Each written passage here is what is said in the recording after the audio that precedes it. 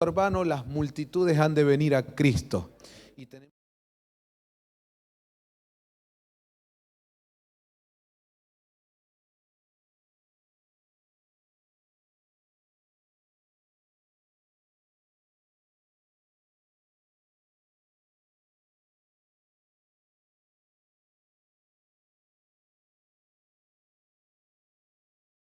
noche, les invito a abrir sus Biblias en Hechos, capítulo 4, verso 31. Yo voy a utilizar la traducción, la Biblia de las Américas. Y antes de meternos en la lectura de este pasaje, déjenme por favor recordarles y juntos tener esta introducción al tema. Y lo vamos a hacer recopilando un poquito lo que Dios nos viene hablando en los últimos días. El Señor nos metió en un tren de búsqueda de Dios. Como que nos vino de parte del Señor ese llamado así específico: busquen a Dios, busquemos al Señor de todo corazón. El miércoles pasado, incluso tuvimos un tema familiar que se llamaba una casa que busca a Dios, y ahí vimos varios principios que están muy buenos repasarlos, y así en todos los cultos que venimos teniendo, ¿no? Y hoy continuamos con esto, buscando al Señor, y en los últimos días vimos que buscar a Dios está muy ligado con la oración. De alguna manera entendemos que el llamado de Dios a nuestra iglesia, a cada uno de nosotros, a ponernos a buscar al Señor de todo corazón, es también un llamado fuerte a la oración. Como que el Señor nos está queriendo introducir en un tiempo de oración más profundo, más intenso. Y en esas movidas que hace Dios, uno tiene que ser sabio, hermano, y aprovechar al máximo. Entonces, el que no tenía vida de oración, el que sinceramente reconoce, no soy de orar. Sí, por ahí oro, pero no oro como debería orar. Pues el que reconoce esa situación, aproveche esta movida y métase en el río, pero así, de cabeza. Señor, gracias por regalarme esta oportunidad. Yo quiero un reinicio en mi vida espiritual. Amén. Quiero hacer las cosas bien. Tal vez tengo años de cristiano y la verdad, en los últimos años no estuve orando como se debe orar. Lo reconozco, Señor, porque lo importante para empezar un cambio, hermano, es reconocer la condición en la que uno está. Si uno no reconoce que está mal, entonces no va a cambiar. Pero, hermanos, pretender ser cristianos o pretender tener una vida cristiana de victoria sin orar está mal. Acá y en la China está mal. Entonces, primero tenemos que reconocer eso. Estuvimos haciendo mal. Perdónanos, Señor, pero gracias por esta oportunidad. La voy a aprovechar, y ahí te metes de cabeza a este llamado a la oración. Hermanos, hay una bandera ondeando sobre nosotros que dice: busquen al Señor. Como aquel salmo, ¿no? Busquen al Señor y su poder. Busquen siempre su rostro. Yo digo amén. Entonces, entendiendo que buscar a Dios está muy ligado a encender nuestra vida de oración, hoy quisiera mostrarles a través de la palabra lo que sucede cuando una familia se pone a orar. Y esto lo vamos a tomar cada uno para su casa, pero también todos nosotros como iglesia de Cristo que somos, porque la iglesia del Señor también es casa, también es familia.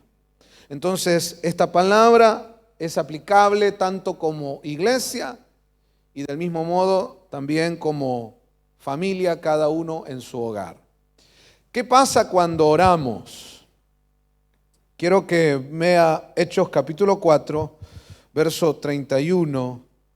Dice: después que oraron, vamos de nuevo, después que oraron, y ahí empieza a darnos detalles.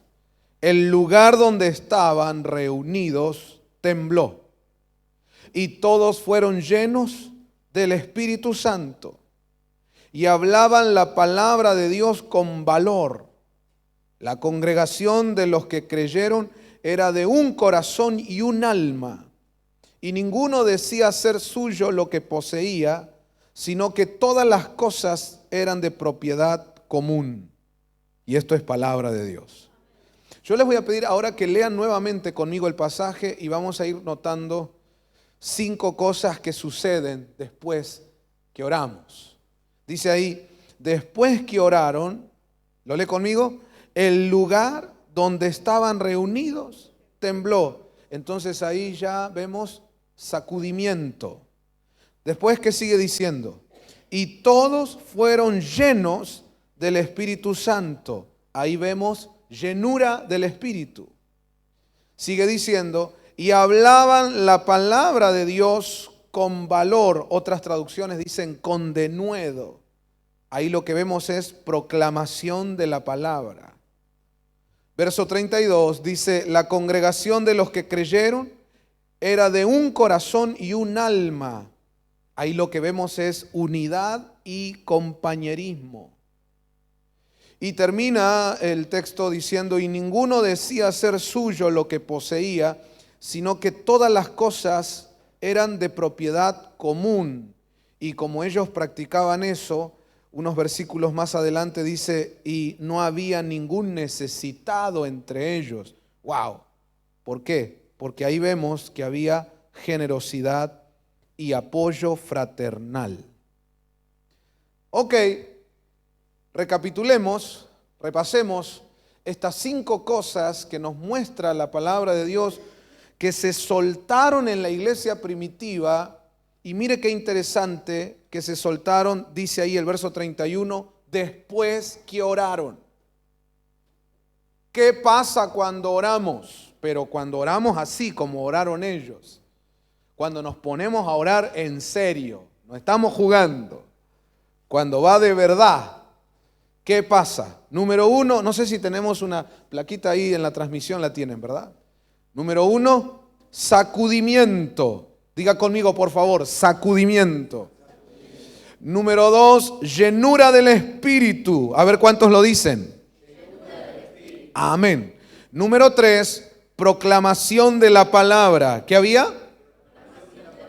Amén. Número 4, unidad y compañerismo. ¿Lo declaramos? Y por último, 5, generosidad y apoyo fraternal. Vamos a repetirlo. Generosidad. Estas 5 cosas se soltaron sobre la iglesia primitiva después que oraron. Yo quiero que nosotros recordemos en este día que hay una promesa muy tremenda sobre nuestras cabezas, pero muy tremenda. Y esa promesa es que la gloria que había en la iglesia primitiva con la cual comenzó ese avivamiento tremendo al inicio de la iglesia, iba a ser superada en el tiempo final. Y que esta gloria, la última, la nuestra, sería mayor que la primera. Entonces, si con ellos hubo ese sacudimiento, esa llenura del Espíritu, esa proclamación de la palabra con denuedo, si tenían una unidad y un compañerismo destacable, si vivían una generosidad, hermanos, y un apoyo fraternal elogiable, pues cuánto más va a ser en nosotros, ya que estamos, según la promesa, en la gloria postrera. Pero entonces tenemos que ver cuál fue la llave. La llave es la oración. ¿Cuál fue la llave? La oración. Dice claramente, después que oraron.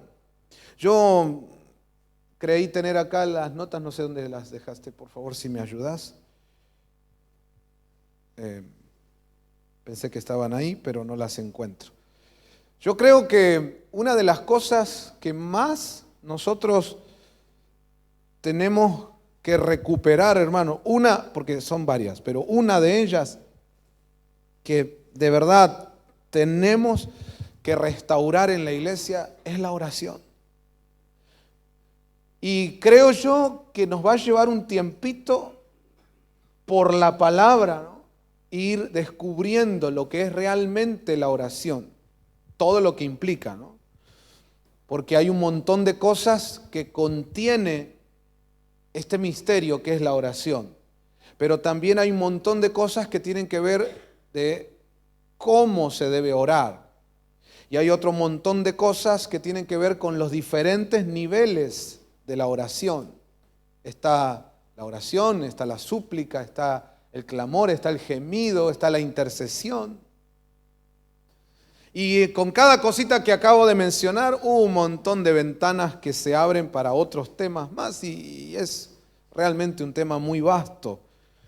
Pero yo creo que necesitamos ya, este es el tiempo. El otro día lo proclamamos y yo lo creo con todo mi corazón. Ustedes saben que en la Biblia Eclesiastés dice claramente que hay tiempo para todo y menciona que hay un tiempo de buscar, así como también hay un tiempo de dar por perdido. Pero creo yo firmemente que aquí a nuestra casa por lo menos se ha soltado tiempo de buscar. Búsqueda implacable, dijimos el otro día, ¿verdad? Una búsqueda empedernida, empeñada. Nos hemos decidido a buscar a Dios hasta encontrarlo, hermano. Y hay promesas, dice, yo me dejaré hallar por los que me buscan. Amén. También dice, buscadme y viviréis. Realmente este tema de ponernos a buscar a Dios está muy fuerte en la Biblia y siempre ligado a lo que es el ministerio de la oración, la vida de oración. Y yo quisiera invitarle a mis hermanos de Casa MCN a tener una actitud ante esto, y es la siguiente actitud. La actitud de humildad, de decir, Señor, no sé nada, enséñanos. Por más que tengamos años de creyentes, de cristianos, te invito a tener una actitud humilde de decir, Señor, de la oración, no sé nada, enséñanos. Enséñanos, Señor, en este tiempo guía a tu pueblo a descubrir lo que es la oración. Revélanos la oración, porque una cosa es conocer teológicamente o por diferentes estudios bíblicos el tema de la oración y otra cosa es que se nos revele la oración. ¿Cuántos quieren esa revelación? Hermanos, yo estoy muy entusiasmado con esto. Sé que algo gigantesco viene. Entonces tenemos que usar esta llave, la oración. Mi madre, que hace unos años partió con el Señor, decía, mucha oración, mucho poder, poca oración, poco poder, nada de oración, nada de poder. Y quiero que la iglesia entienda esto que acabo de expresar, y es que solamente podremos ser una iglesia de poder si estamos orando. El domingo, por ejemplo, vimos cómo es prácticamente imposible sobrevivir o vencer una tentación. Vimos incluso las vías que utiliza el enemigo para humanamente llevarnos puestos con el tema de las tentaciones. Lo vimos a nivel químico, lo vimos a nivel imaginación, los hemisferios de la mente, y también a nivel campo magnético del corazón. Es decir, cuando uno estudia el tema se da cuenta, el enemigo no está jugando, las tentaciones son tremendas. Y teniendo dos deditos de frente, cualquiera se da cuenta que vamos a caer, ¿no? No hay manera de no caer. Está diseñada la trampa para que caigamos. No hay forma de salirse de esto. Tenemos que entender eso. Esta trampa es casi perfecta. Y no hay manera de que nosotros tengamos victoria. La única manera, y no es por nuestra fuerza, por nuestra voluntad, por nuestro empeño. No. La única manera bíblica declarada por nuestro Señor Jesucristo es la oración. No hay otra. Él dijo, velad y orad para que no caigan en tentación. En otras palabras, si no están velando y orando, van a caer. Tarde o temprano van a caer. Entonces, lamentablemente hoy día vemos una iglesia que es preciosa. La iglesia de Cristo, hermano, es gloriosa. Pero está caída, está débil, no tiene poder. ¿Qué le falta? Oración. Vamos, diga conmigo, mucha oración, mucho poder. Y nosotros necesitamos, más en un tiempo como el de hoy, con las cosas que se mueven en el mundo espiritual, necesitamos el poder de Dios, ¿sí o no? No de vez en cuando, lo necesitamos las 24 horas, ¿no? Derramándose sobre nosotros. ¿Cuál es la clave? La oración. ¿Cuál es la clave? La oración. Ahora, aquí, la iglesia primitiva estaba pasando un momento bien duro, bien difícil de persecución. Hermanos, Roma no estaba jugando. Incluso la persecución de la que le hablo implicaba decapitaciones, secuestros de la persona y de la familia, muertes públicas como para ponerle miedo a la gente que quisiera seguir esa prédica, ¿no? Ese mensaje que era el Evangelio. Realmente la cosa estaba muy brava. Este grupo de siervos del Señor que se habían puesto a predicar, a evangelizar, los golpearon, los amenazaron, se puso pesada la cosa. ¿Qué hicieron ellos? En vez de amedrentarse, en vez de achicarse, acobardarse, guardarse un tiempo, veamos después qué pasa. No, los tipos dieron en el clavo, apretaron la tecla correcta. ¿Cuál fue? La oración. Quiero hacer hincapié en esto, porque tenemos que lograr entender, y yo le pido a Dios en su misericordia, Él nos revele esta verdad. Papito, por favor, en tu gracia y misericordia, ábrenos los ojos y revela a tu pueblo, por favor, la importancia y el poder que tiene la oración. Otra vez, voy a la carga. Fíjense cuál era el contexto de ellos. No estaban en un momento tranquilo, donde todas las puertas se les abría, todo era color de rosas y todo funcionaba. No, todo lo contrario. Las tinieblas se habían levantado con toda su furia contra la iglesia y lo que querían era acallar el evangelio y, de ser posible, exterminarlos a todos ellos, los cristianos. ¿Cuál fue la llave que utilizaron entonces ellos frente a esto? La oración. Y cuando se pusieron a orar, pero a orar en serio, entonces se soltaron estas 5 cosas que mencionamos hoy. Ahora, cuando decimos que se pusieron a orar en serio, de verdad, con todo su corazón, si usted analiza, después léalo ahí en su casa, cómo fue la oración de ellos, esa oración estaba centrada en Cristo. Era una oración cristocéntrica. No era una oración centrada en ellos. Y miren, ellos tendrían, entre comillas, todo el derecho, por lo que estaban pasando, de centrar la oración en ellos. La estaban pasando mal, los estaban matando, los estaban persiguiendo, los estaban amenazando. Realmente era muy cruel y muy violento lo que ellos estaban viviendo. Totalmente entendible sería que la oración de ellos se centre en esa necesidad. Dios mío, mira lo que nos pasa. Mira mi situación. Mira, Señor, que me están haciendo tal cosa o tal otra. Mira cómo nos amenazan. Mira, Señor, cómo nos están matando, Señor.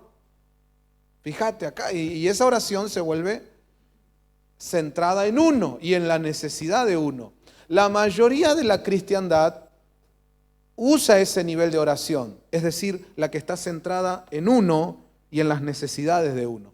Pero cuando uno ve ahí Hechos 4, ellos en la oración repiten un montón de veces la palabrita tú. Miren, mejor vamos a leerlo. Así nos sacamos la duda. ¿Lo tendrás allí?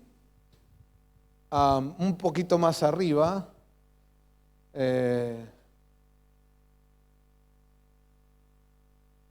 Vamos a ver. Acá, ahí está, verso 24. Dice, al oír ellos esto, es decir, todo lo que estaba pasando y las amenazas y la persecución que había, dice, unánimes alzaron la voz a Dios y dijeron, ahí empieza la oración. Mire cómo oran.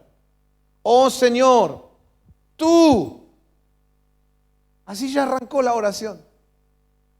No arrancó con yo, o mí, o nuestro, o nosotros. No, tú. Preste atención. Tú eres el que hiciste el cielo y la tierra, el mar y todo lo que en ellos hay. El que por el Espíritu Santo, por boca de nuestro Padre David, tu siervo, dijiste, ¿por qué se enfurecieron los gentiles y los pueblos tramaron cosas vanas? Se presentaron los reyes de la tierra y los gobernantes se juntaron a una contra el Señor y contra su Cristo, porque en verdad en esta ciudad se unieron tanto Herodes como Poncio Pilato juntamente con los gentiles y los pueblos de Israel contra tu santo siervo Jesús, a quien tú ungiste. ¿Se dan cuenta? Para hacer cuanto tu mano y tu propósito habían predestinado que sucediera. Y ahora, Señor, mira sus amenazas y permite que tus siervos hablen tu palabra con toda confianza, mientras extiendes tu mano para que se hagan curaciones, señales, prodigios mediante el nombre de tu santo siervo Jesús. ¡Wow! ¡Wow! Es lo que hablábamos el domingo pasado. Salir de ese nivel de oración tan primario, tan de jardín de infantes, donde todo se centra en mí. Bendíceme, ayúdame, límpiame, levántame, prósperame. Todo tiene que ver conmigo y mis necesidades, pero cuando uno madura, evoluciona, pasa a otro nivel superior de oración, donde el protagonista es Él. Donde yo entiendo que la oración no se trata de lo que yo quiero, sino de lo que Él quiere. Cuando entiendo que la oración es eficaz, la oración es realmente oración, cuando yo estoy expresando en ella lo que Dios quiere en su voluntad. Podríamos ponerlo en estas palabras. La oración genuina es la máxima expresión de la voluntad de Dios. Y metí el chivo ahí, ¿viste? La oración genuina es aquella que logra ser la máxima expresión de la voluntad de Dios. Cuando vos estás orando y te das cuenta que lo que expresás en la oración es eso que Dios quiere en su voluntad, entonces realmente estás orando. Si no, el otro tipo de oraciones es de jardín de infantes. Recién estamos empezando, son los atrios. Yo le invito a la iglesia a subir de nivel. Ayúdame ahí al que tenés al lado, decirle, hay que subir, hermano, hay que subir, hay que subir. Entonces, si Dios nos está llamando a buscar su rostro, y eso está ligado a la oración, por favor les pido, hermanos, pongámonos a orar, pero así, como nos enseña Hechos 4, que la iglesia debe orar. Una oración cristocéntrica. Diga conmigo, oraciones basadas en la voluntad de Dios. Amén. No es que somos un grupo de inmaduros niños espirituales, egoístas, que usan la oración para lo que ellos quieren, para sus caprichos y sus berrinches. No, no, no, no, no. Dios nos está llevando hacia arriba. Hay que subir. Y nos está enseñando cómo es la verdadera oración. Entonces, cuando oramos así, después de orar así, se sueltan estas 5 bendiciones. Vamos de nuevo. ¿Cuáles son esas 5 que leímos ahí en Hechos 4? Número 1, sacudimiento. Número 2, llenura del Espíritu. Número 3, proclamación de la palabra. Número 4, unidad y compañerismo. Y número 5, generosidad y apoyo fraternal. Esas 5 cosas, hermanos, yo las quiero ver en mi casa. Y también deseo que estén en tu casa. Y estas 5 cosas también las queremos en la familia MCN, que es casa de Dios. ¿Dice amén a eso? Empecemos a ver el primero. Número 1, sacudimiento. Ahí dice que después que oraron, el lugar donde estaban reunidos empezó a temblar. Ahí hay algo. ¿Qué significa que hubo un temblor? ¿Por qué decide Dios manifestarse de esa manera, con un temblor en el lugar donde estaban orando? Eso tiene que querer decir algo. Nosotros hemos aprendido que la Biblia se explica a sí misma.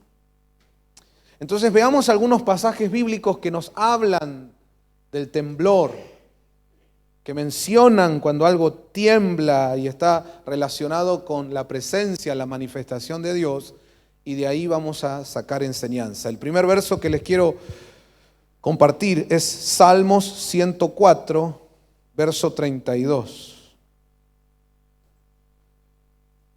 Y al leerlo vamos a entender más sobre este temblor o sacudimiento.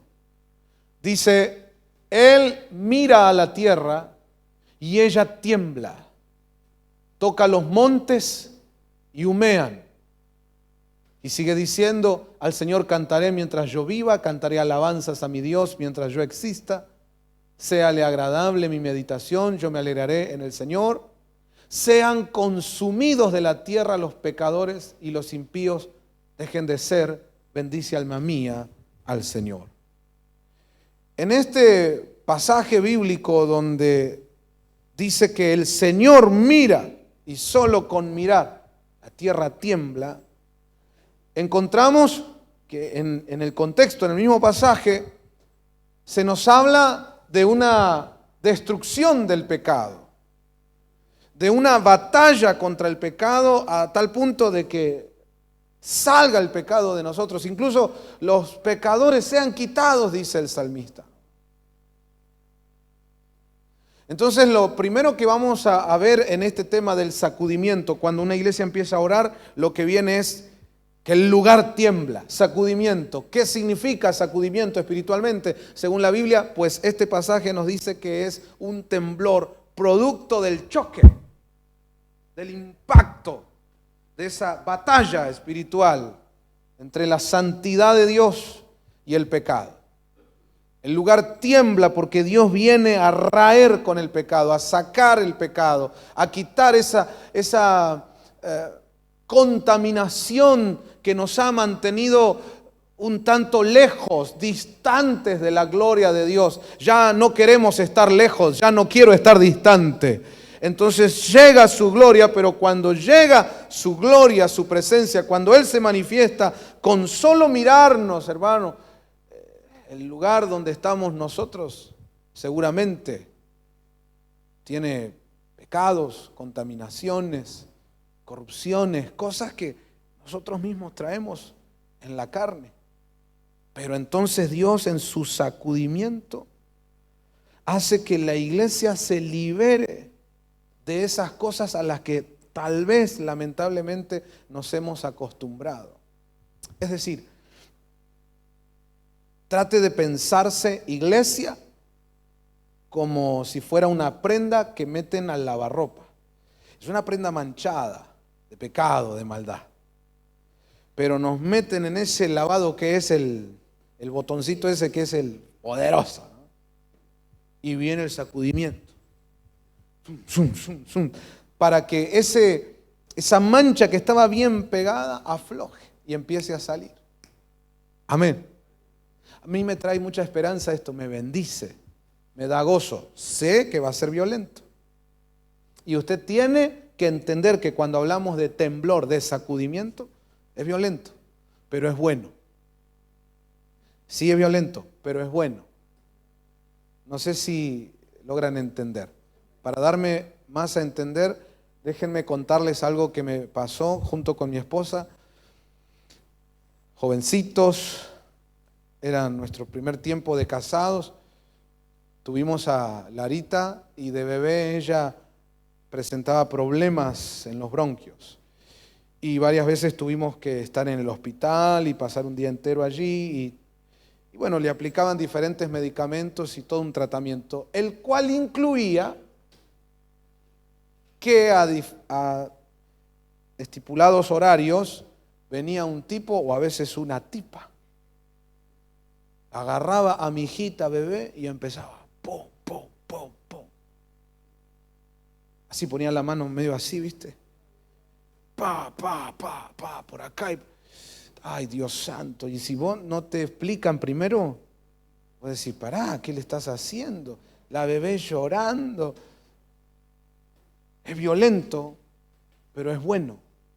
Estoy hablando de kinesiólogos, ¿verdad? Son kinesiólogos, ¿no? Sí. Los que llegaban y a dar esos golpes porque había moco pegado en los pulmones. Y es muy chiquitita para meterles medicamentos y la forma en que sale eso es con esos golpes, pero bien dados. Dados por un especialista. Déjenme decirles que el especialista de todos los especialistas, nuestro Dios, sabe cómo darle a la iglesia para sacarle el moco de los pulmones. Para sacarnos ese pecado que se nos pegó. Por eso cuando nos ponemos a orar, el lugar tiembla. Decirle al que tenés al lado, va a ser violento, pero es bueno. ¿Cuántos celebran eso? Ahora que lo entiende, le da gracias a Dios. Amén. Amén. Me impresiona ahí el verso 32 dice que con solo mirar, eso me gusta. Cuando la iglesia se pone a orar, llama la atención de Dios. Y Él pone sus ojos sobre nosotros. Y donde Dios pone sus ojos, tiembla. ¿Está listo para ese sacudimiento? ¿Qué más? Isaías capítulo 66, verso 2. Mire lo que nos explica la Biblia. Todo esto lo hizo mi mano y así todas estas cosas llegaron a ser, declara el Señor. Pero a este miraré, al que es humilde y contrito de espíritu y que tiembla ante mi palabra.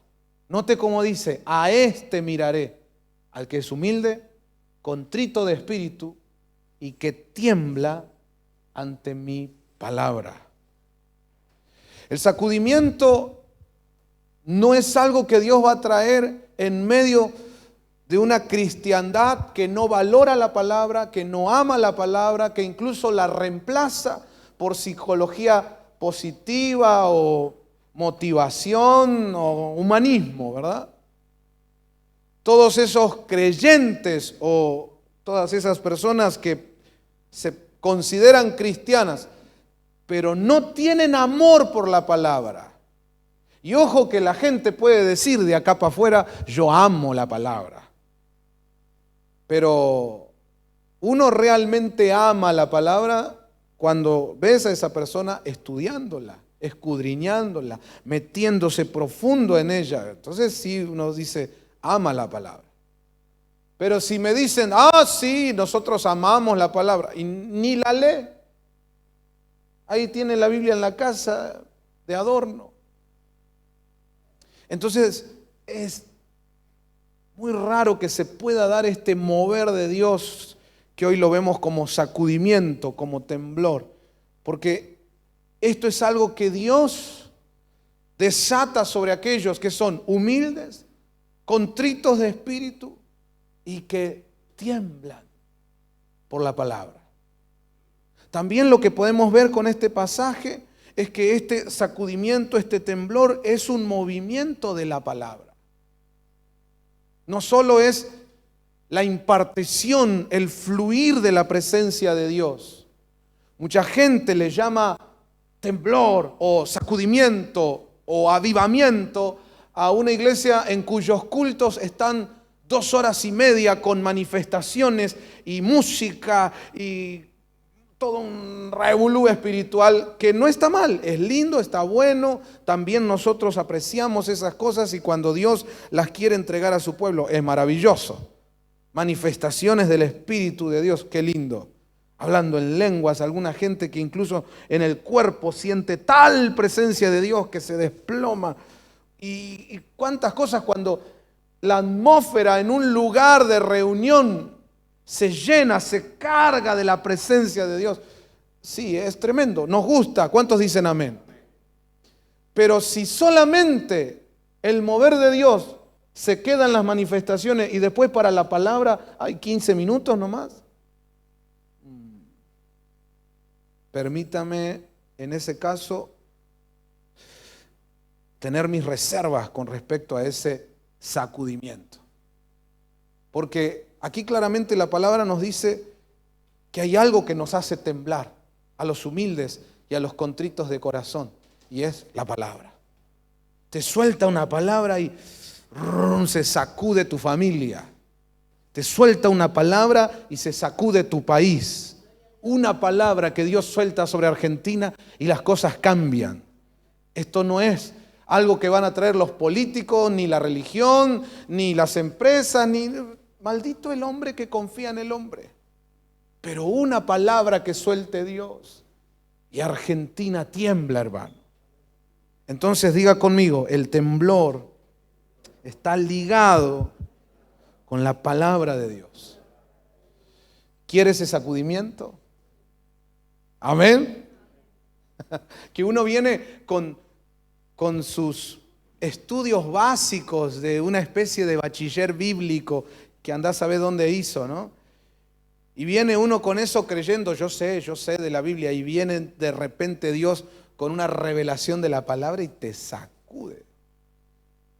Incluso la estantería teológica que te habías armado se te viene abajo, como en un terremoto. ¿Estás listo para eso? Yo estoy listo, hermano, yo lo quiero. Quiero esa revelación de la palabra que nos haga temblar. Y hermano, eso tiene su parte, ¿cómo decirlo?, jorobada. Porque que Dios se manifieste y con una palabra te haga temblar, habla también de ese temor reverencial que debe ser restaurado en la casa de Dios. La gente hoy toma a juego la palabra, toma en vano la palabra. Millones de creyentes se juntan los domingos en una iglesia, se sientan a escuchar supuestamente la palabra de Dios, pero les entra por un oído, les sale por otro.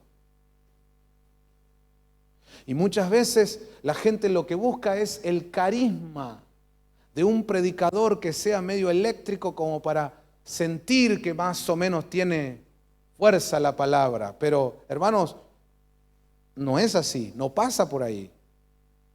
No pasa por ahí. Lo que tú tienes que sentir no es la influencia del carisma del orador. Lo que tú tienes que sentir es el poder mismo de la palabra. Aunque el que lo esté expresando por ahí no sea un gran predicador. De hecho, puede que Dios todavía lo está formando. Yo creo en un avivamiento donde los jóvenes, los adolescentes, niños incluso van a predicar. Entonces tal vez no tenga una experiencia como orador, pero con tan solo soltar la palabra, los humildes, los contritos de espíritu tiemblan. Alguien dice una palabra, a mí me pasó ayer eso. Pero así, tal cual, como lo estamos diciendo ahora. Vi algo en la palabra y dice, se me sacudió por dentro la cosa y lo voy a compartir en el retiro. Y espero que usted también haga, Dios santo. Hermano, algo gigantesco viene. Por eso tenemos que orar. Y al orar, diga conmigo, y al orar, una de las primeras cosas que vienen es el sacudimiento. ¿Quiere ese temblor de Dios? Yo lo quiero. Aún cuando me haga temblar y temer, tiene su parte así como, no sé cómo expresarlo, como ay, ay, ay, ay, ay. Es Dios, Él es Dios. No es tu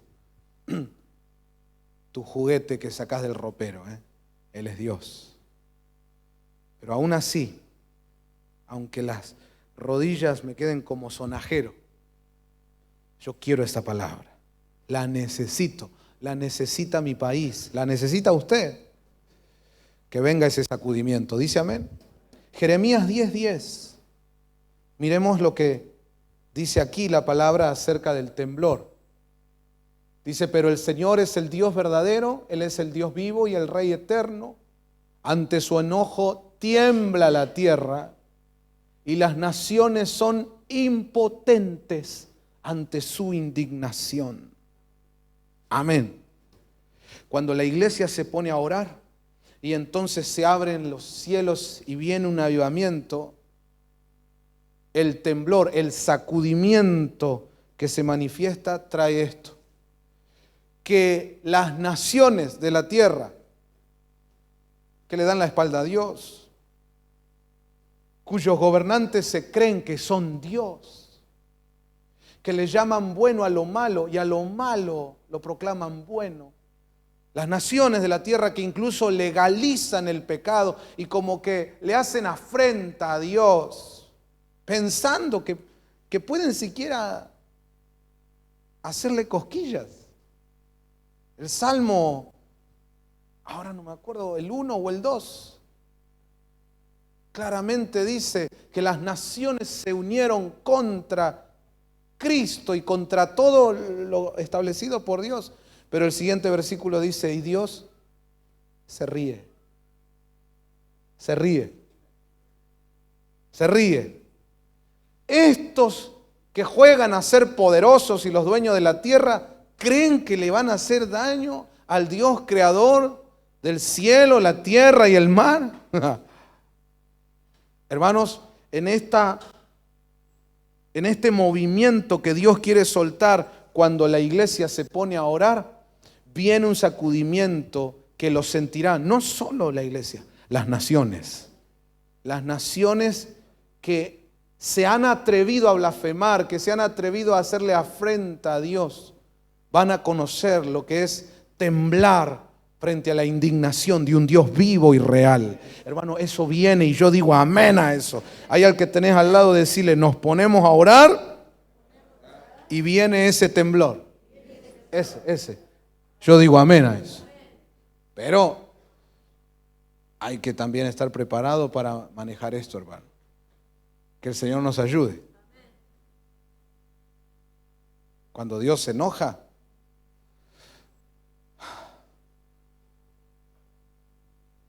cuando veo a Dios enojado, inmediatamente en la Biblia trato de ver quién es el que está más cerca y qué hace.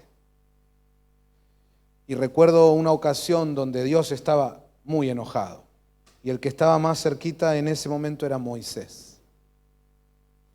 Pero Moisés no apagaba el fuego con querosén. Moisés no le daba rosca. Sí, mátalos a todos.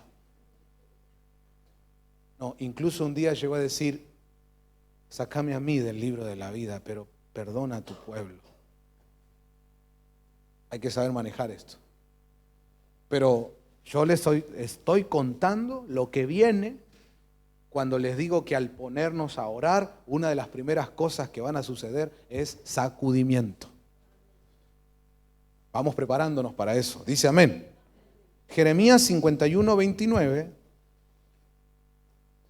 también nos da otro dato con respecto a esto. Dice, la tierra tiembla, se retuerce, porque se cumplen los designios del Señor contra Babilonia, de hacer de la tierra de Babilonia una desolación sin habitantes.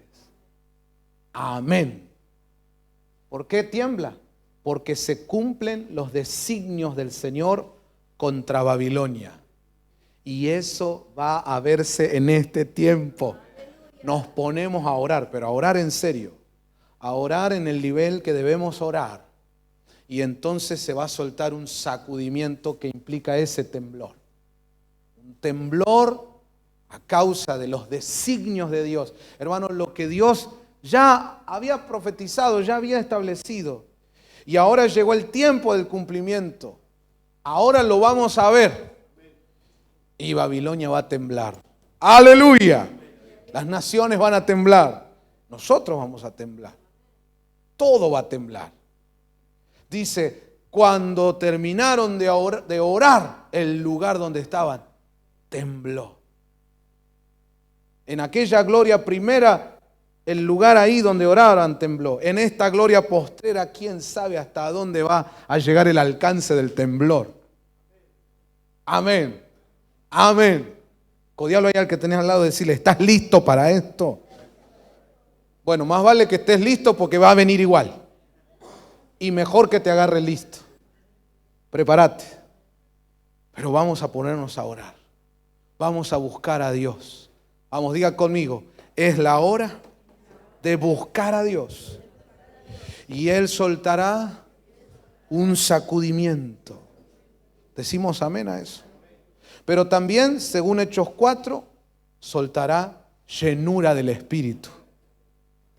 Esa llenura del Espíritu, hermano, es algo hermoso, precioso, glorioso, extraordinario. Pero, más allá de eso, quiero que sepa que también es necesario. Voy de nuevo. Llenura del Espíritu. Cuando uno escucha eso como cristiano, dice, qué lindo, qué gloria, qué preciosura, qué bueno. Sí, ok. Pero además tiene que decir qué necesario que es para un tiempo como este. Es decir, un tiempo como el que nos toca vivir hoy, si no estamos llenos del Espíritu Santo, nos lleva puesto Babilonia. Así como el mundo, hermano, uno ve cómo creció la maldad y el movimiento de tinieblas que hay, del mismo modo en la iglesia de Cristo hay un crecimiento, hay una evolución de lo que es la llenura del Espíritu. Y yo te invito a que en casa sigas estudiando todo lo que implica la llenura del Espíritu Santo, pero hoy tratemos de pensar, aunque sea en 3 cosas que vino a hacer el Espíritu Santo. Una de ellas dice que vino a consolar. Otra de las cosas que vino a hacer el Espíritu Santo es a recordar. Jesús dijo, Él os recordará todas las cosas. Y otra de las cosas que vino a hacer el Espíritu Santo es a convencer. Convencer de pecado, de justicia y de juicio. Así dice la palabra. Entonces, si hablamos de llenura del Espíritu Santo, piense en esas 3 cosas a plenitud. Piense en un desborde de estas 3 cosas.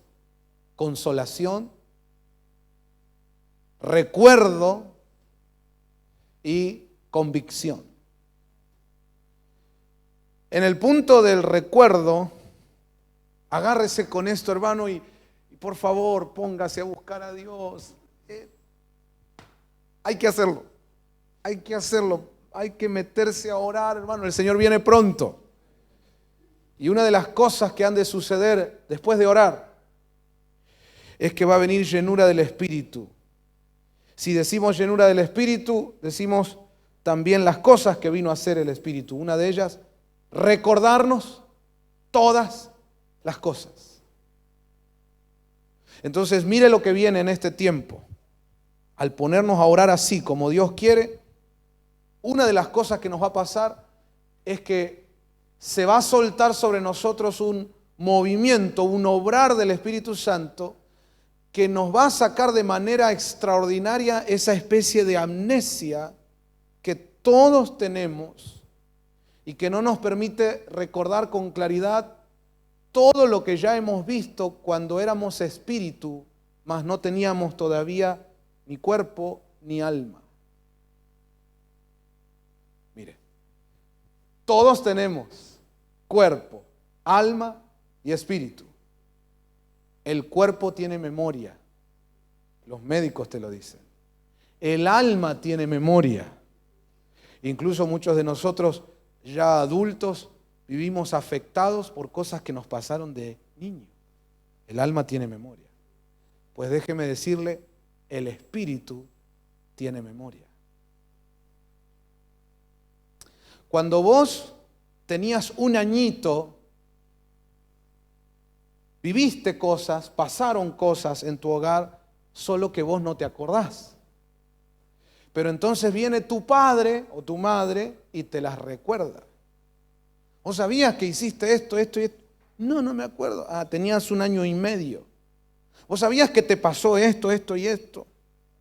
¿Y yo estaba, papá? Sí, ya tenías 2 años. No me acuerdo. Pero por nuestros padres podemos recordar eso que de alguna manera se nos fue de la memoria. Pues déjeme preguntarle algo. ¿Usted es un cuerpo que tiene espíritu o es un espíritu que tiene cuerpo? Un espíritu que tiene cuerpo y alma. ¿Tu cuerpo cuándo nació? ¿Cuándo se formó? Hay una fecha. Una fecha en que empezó a formarse en la pancita de mamá. Y hay una fecha de nacimiento, cuando saliste de la pancita de mamá, más o menos presentable. 26 de mayo de 1977, en mi caso. Cuerpo. Pero yo soy antes de 1977. Mucho antes. Y usted también. El alma, ¿cuándo se inició? En el momento en que el esperma de papá ahí ligó con el óvulo de mamá. Ahí me dieron el alma. Pero mi espíritu es de antes. De muchos antes. De mucho antes. Mucho antes. Incluso de a ratos por la palabra nos da luxazos el Señor para que nos acordemos. Él nos dice, yo te escogí desde antes de la fundación del mundo. Ya eras. ¿Saben las cosas que nosotros sabemos? ¿Saben las cosas que nosotros hemos visto? ¿Saben la información que hay dentro de nosotros? Pero que no nos acordamos. Pero ahora viene una llenura del Espíritu que nos recordará las cosas. Hoy llego hasta ahí nada más. ¿Cuántos lo quieren? ¿Cuántos lo anhelan? Que Dios despierte tu memoria del Espíritu. Que... Ay, Señor. No, mejor lo predico en el retiro. Pero diga conmigo, algo grande viene. ¿Quiere esa llenura del Espíritu? Pregunto de nuevo, ¿quiere esa llenura del Espíritu? Hay que ponerse a orar. Codealo ahí al que tenés al lado, decirle, a orar más, hermano, por favor, a orar más. En serio, a orar, en serio. Amén. Convicción. Llenura del Espíritu trae un movimiento de convicción. Vos te pasás desde el día hasta la tarde diciéndole al adúltero que es adúltero. Y él te dice, no, pará, ¿qué me juzgás? ¿Por qué me calificás? ¿Qué sabés vos de la intimidad de la gente? Pero si le cae el Espíritu Santo con convicción, se tira de rodillas y dice, Señor, estoy destruyendo mi familia. ¿Cuántos quieren esa llenura? Nosotros podemos salir y predicar a la gente y decirle cosas que le entran por acá y le salen por acá. Pero si viene una llenura del Espíritu que los convenza de pecado, hermano, yo ya estoy viendo una fila acá en la puerta de gente arrodillada esperando que empiece el culto. Amén. Vamos, levantar las manos, decir, algo grande viene. ¿Cuántos lo quieren? ¿Qué tenemos que hacer? Orar, hermano. Vamos a orar, vamos a buscar al Señor. Número 3, proclamación de la palabra. Viene esa abundancia de palabra en medio nuestro, en nuestras casas, ahí en tu hogar. En vez de estar conectado con cosas que nos contaminan, hermano, trate de ver que fluya la palabra de Dios. Dele lugar a un fluir a la palabra, pero eso viene cuando nos ponemos a orar. Entonces incluso hasta los programas que siempre mirás, empezás a dejar y ahí estás escuchando prédicas, mirando prédicas, leyendo con la familia la Biblia y no es que es algo aburrido, se pone interesantísimo, se pone como el amante de lo dulce que le pongan una torta de chocolate. Así tiene que ser, así va a ser cuando empezamos a orar. Número 4, unidad y compañerismo. Hay muchas cosas que nosotros nos damos cuenta que sería bueno que tenga la iglesia, que tenga una congregación. Un mismo sentir, un mismo alma, un mismo corazón. Y muchas veces lo hablamos, pero como que cuesta que se dé. Bueno, cuando nos ponemos a orar, y a orar, y a orar, eso se suelta de parte de Dios. Y no hay que forzarlo, solito empieza a fluir. Número 5, generosidad y apoyo fraternal. ¿Cuántas veces hablamos a la iglesia de servir, de dar? Hermano, no olvide ser fiel con sus diezmos, sus ofrendas. Seamos generosos. Vamos a extender el reino de Dios. Incluso hay congregaciones donde hay personas que agarran el micrófono y a fuerza de manipulación tratan de sacarle un mango más a la gente para tener más recursos para el ministerio. Pues eso no debería ser así. Y no lo necesitamos. Si nos ponemos a orar, si nos ponemos a orar, hermanos, si la iglesia se pone a orar, si cada uno de nosotros en nuestros hogares empezamos a orar, Dios solito con su presencia va a redarguirte, va a enseñarte, va a corregirte. Y al estar tan en contacto con la presencia de Dios, la generosidad va a brotar de un modo sobrenatural. Dice la Biblia que en el libro de los Hechos, la iglesia compartían todas las cosas al punto de que no había ni un necesitado entre ellos. Si eso pasó en la gloria primera, yo lo creo para la gloria postrera, que es mayor. Diga conmigo, veremos en esta iglesia que no habrá ningún necesitado. Yo digo amén a eso. Pero tenemos que orar. Tenemos que orar. Y cuando una iglesia y cuando las familias que componemos la iglesia estamos en oración y en búsqueda de Dios, no oración religiosa, no rezos, no, oración que nos lleva a comunión profunda con Dios. Cuando estamos haciendo eso, hermanos, la generosidad y el apoyo fraternal va a surgir como un río. Una persona que está en oración, que está llena de presencia de Dios, cuando ve a los hermanos, solo le brota ayudarlos, bendecirlos, a hacer cosas juntos, a extender el reino de Dios juntos. Hermano, la vida de nuestras familias y de la iglesia va a cambiar absolutamente, porque Dios ha determinado derramar esa gloria postrera. Yo digo amén a eso. Pero ¿qué nos pide el Señor que hagamos? ¿Qué tenemos que hacer? Vamos a ponernos a orar. Quiero que te lleves esta palabra a tu casa, porque Dios puso en mi corazón muy clarito el otro día que todo esto que estamos aprendiendo, venir a practicarlo acá, a los cultos, verlo acá en los cultos, no es lo primordial. El Señor puso en mi corazón, y yo ya se los compartí, que todo esto que estamos aprendiendo tiene que practicarse en nuestras casas. Los tenemos que vivir en cada uno de nuestros hogares, hermano. Ayúdame ahí al que tenés al lado, decirle, ponete a orar, hermano, ponete a orar, ponete a orar, ponete a orar. Ponete a orar y después contame. Encerrate en tu pieza a orar. Anda al ático, al balcón, al patio, donde sea. Ponete a orar.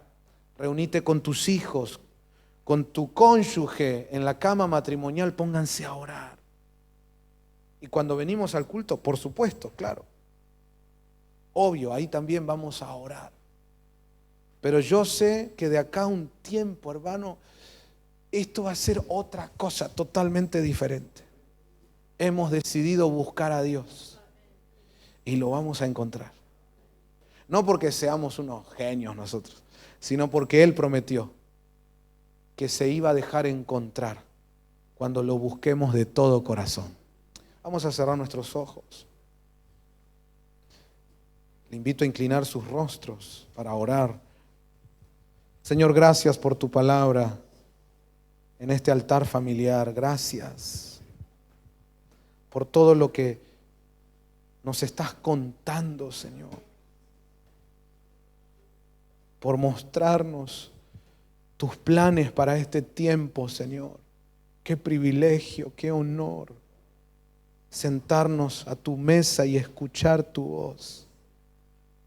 Qué privilegio inmerecido que nos compartas tus planes, que nos muestres tus caminos. Gracias, Señor. Gracias, Señor. Gracias. Gracias, Dios mío. Gracias. Agradecidos y gozosos, bendecimos tu nombre en esta noche. Y también en el nombre de Jesús bendecimos nuestros hogares, declarando que este es el nuevo tiempo para nuestra familia. Tiempo de buscar a Dios, tiempo de oración profunda, empedernida, ardiente. Aleluya, aleluya. Como dice tu palabra, Señor, mi alma te ansía toda la noche. Mi espíritu madruga para buscarte. Señor, sigue llevando, por favor, te lo ruego en el nombre de Jesús. Sigue llevando a esta casa, que es tu casa, a este tu pueblo, Señor. Sigue guiándolo en esta búsqueda, en este tiempo de oración. Gracias porque has soltado un manto de oración sobre la iglesia. Y estamos recibiendo del Espíritu Santo la indicación. Busquen el rostro de Dios. Busquen al Señor, busquen su gracia, su misericordia, su bondad, busquen su palabra, su presencia. En esta noche de altar familiar, Señor, vengo a decirte, yo y mi casa, te vamos a buscar con todo nuestro corazón. Nos vamos a poner a orar más, mucho más. Orar juntos, orar individualmente. También aquí cuando nos reunimos. Y bendigo en el nombre de Jesús todos los hogares que se suman a esta convocatoria de Dios, a este llamado divino.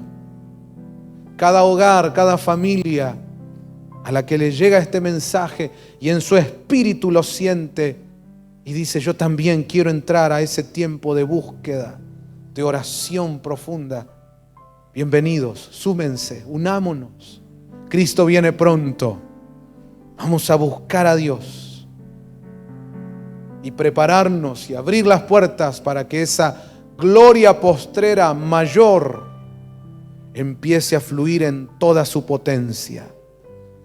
En el nombre poderoso de Jesús. Gracias, Señor. Amén, amén y amén. Celebramos la palabra del Señor esta noche. Aleluya.